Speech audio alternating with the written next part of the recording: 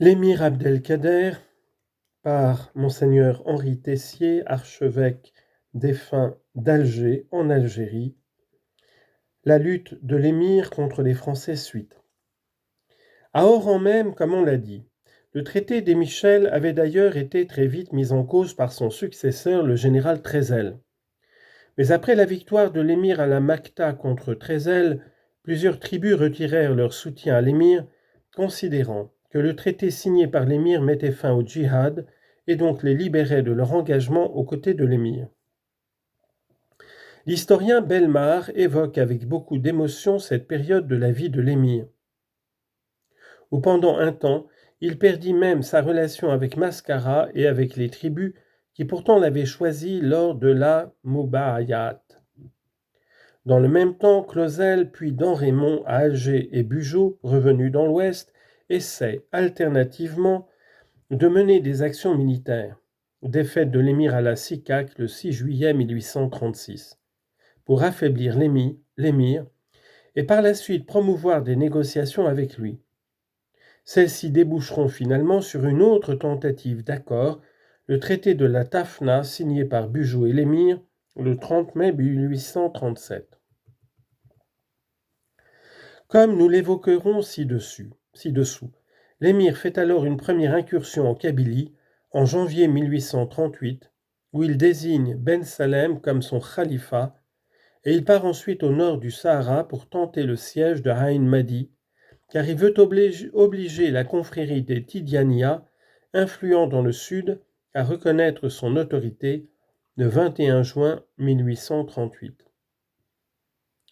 Mais quand il revient dans le nord, il apprend que la France, après une première tentative infructueuse en 1836, a occupé Constantine en octobre 1837.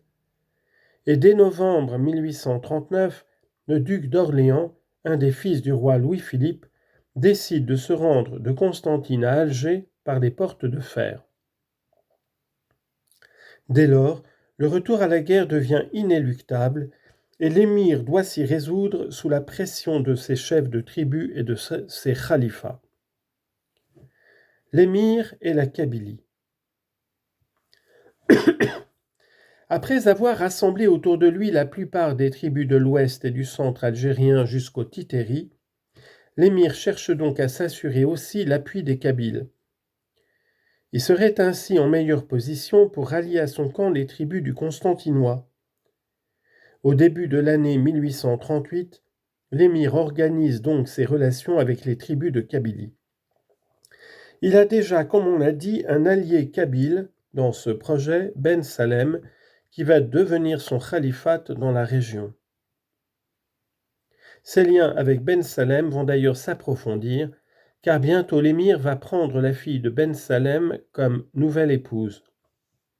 Mais Ben Salem rencontre de grandes difficultés quand il veut demander aux tribus kabyles de le soutenir. Nous connaissons bien ces premières initiatives de l'émir en direction de la Kabylie à travers le témoignage du général Domas, qui sollicita ces informations de l'émir quand Domas devint responsable de la garde de l'émir à Toulon. Il connaissait l'émir car il avait été consul à Mascara pendant la courte période de paix qui a suivi le traité de la Tafna. Il connaissait bien l'arabe. Voici ce qu'écrit Domas.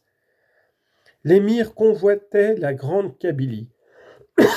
Il y voyait une pépinière de fusils, un sang opiniâtre et belliqueux, le mariage d'un sol riche en produits et en métaux, avec une race laborieuse qui, sachant s'y suffire, pouvait alimenter indéfiniment la guerre.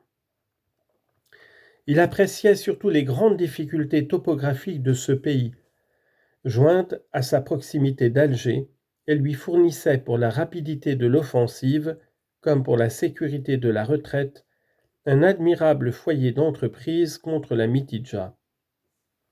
Il pensait qu'à partir d'une telle position, il pourrait chaque jour et sans risque frapper son ennemi.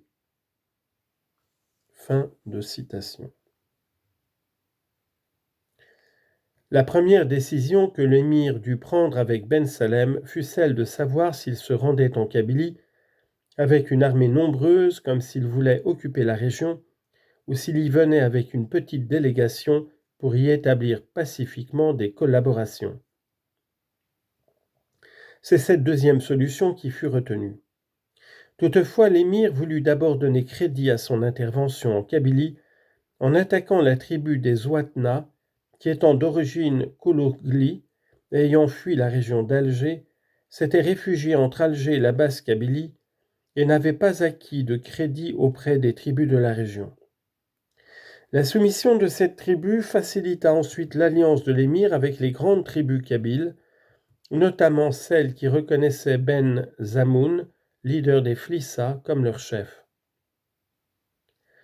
Abdelkader devait revenir en Kabylie l'année suivante, en 1839, quand il se préparait au retour des hostilités, suite à la décision du duc d'Orléans de se rendre de Constantine à Alger par les portes de fer. L'émir demanda alors aux tribus kabyles de payer un impôt pour soutenir son effort de guerre. Mais les tribus n'acceptèrent pas cette demande. Il leur proposa au moins de lui verser les sommes canoniques de la zakat et de l'ashour, mais ceux-ci répondirent « Oui, nous donnerons la zakat et l'ashour prescrites par notre loi religieuse, mais nos zaouïas les recueilleront et nos pauvres en profiteront, telle est notre habitude. »